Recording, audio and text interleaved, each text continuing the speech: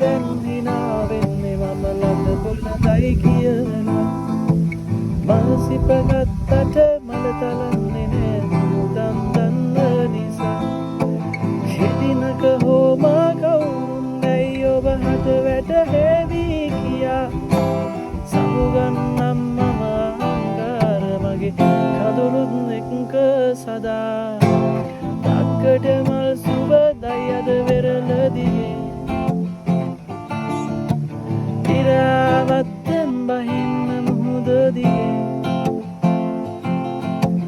ඔයත් එක්ක වෙනදට මගේ බයිසිකලේ